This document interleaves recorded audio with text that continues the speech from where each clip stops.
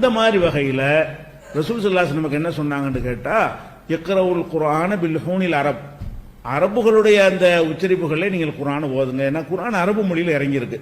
அரபு மொழியில் உள்ளது எப்படிங்கிற அரபிக்காரனுக்கு தான் தெரியும். அல்லாஹ் அவன் என்ன மாதிரி உச்சரிச்சிருக்கிறானோ அவனுக்கு தான் அந்த குர்ஆனை இறக்குறான். இப்ப இந்த ஹதீஸ் எடுத்துக்கிட்டா இது ஹுதைஃபத் இப்னுல் யமான் ரலியல்லாஹு அன்ஹு அறிவிக்கிறாங்க சஹாபில. இந்த ஹதீஸ் இமாம் தபரானி முஅஜமுல் அவ்ஸத்ல பதிவு செஞ்சிருக்காங்க. இந்த ஹதீஸ் இமாம் தபரானி முஅஜமுல் அவ்ஸத்ல பதிவு செஞ்சிருக்காங்க. இதுல அறிவிக்கிறவர் யாரு? சஹாபில ஹுதைஃபா இப்னுல் யமான் ரலியல்லாஹு அன்ஹு. இந்த ஹதீஸ்னு சொல்ற இந்த செய்தியில 3 பிரச்சனை இருக்குது. 3 பிரச்சனை. இது ஆதாரத்துக்கு எடுக்கவே இல்லாத ஒரு செய்தி.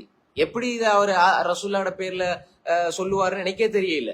இப்ப உண்மையிலே மனிதன் அடிப்படையில இப்ப எனக்கும் தவறு வரும், அதே மாதிரி அவருக்கும் தவறு வரும், அது வேற விஷயம். நான் அதை பெருசுபடுத்தல. ஆனால் அதாவது புகாரி இமாம் பிழை விடுவாரு, முஸ்லிம் இமாம் பிழை விடுவாரு, திர்மிதி, நஸாஇ, இப்னு மாஜா, அபூ தாவூத், தாரகுத்னி, தபரானி, பைஹக்கி எல்லாம் பிழை விடுவாங்க. அவங்களுக்கு எல்லாம் தவறு வரும். இவருக்கு மட்டும் தவறு வராது. 100க்கு 100 பின்பற்றாங்களே, அதுக்காக வேண்டிதான் அதை நான் சொல்றேன்.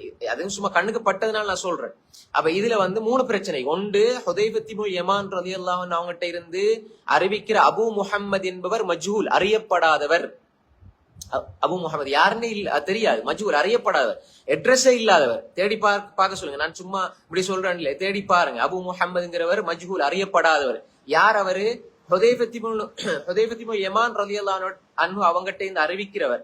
அந்த சஹாபிட்ட இருந்து அறிவிக்கிற அபு முஹம்மது என்பவர் மஜ்ஹூல், அறியப்படாதவர், யாருன்னு தெரியாதவர், அட்ரஸ் இல்லாதவர். சரியா? மஜ்ஹூல். அப்ப மஜ்ஹூல் ஒருவர் வந்தால், மஜ்ஹூல் ஹால், மஜ்ஹூல் 2 மஜ்ஹூல் ஐன், மஜ்ஹூல் ஹால். மஜ்ஹூல் ஐன், மஜ்ஹூல் ஹால். மஜ்ஹூல் ஐன் யாருன்னு அறியப்படாதவர், மஜ்ஹூல் ஹால்னா அறியப்பட்டவர், நல்லவரா கெட்டவரான்னு சொல்லி தெரியாங்களுக்கு தெளிவாக தெரியாது. அப்ப அப்படி 2 கேட்டகரியில வந்தாலுமே ஹதீஸ் லைஃப் தான். இப்ப இவர் யாருன்னு அறியப்படாதவர், மஜ்ஹூல். அப்ப அபு முஹம்மது என்பவர் மஜ்ஹூல். இதனாலே இந்த ஹதீஸ் ஆட்டோமேட்டிக்கா லைஃப் ஆயிரும்.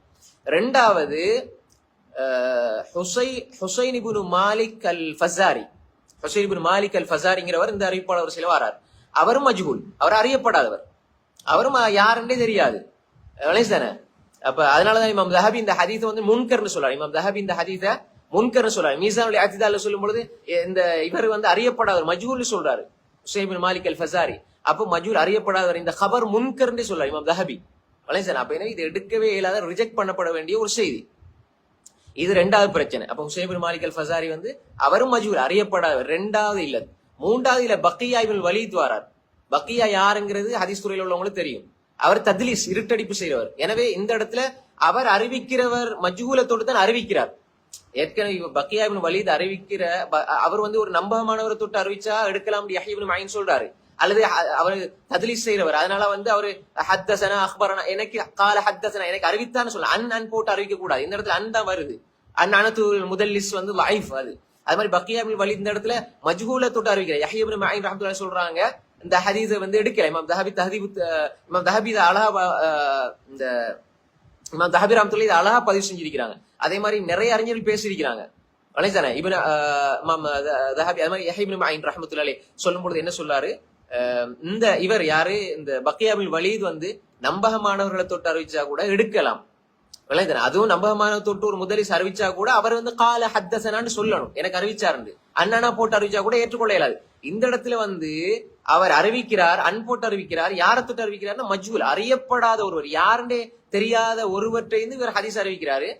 இத்தனைக்கும் பக்கியா இப்னு வலீத் முதல்லிஸ். பக்கியா இப்னு வலீத் முதல்லிஸ்.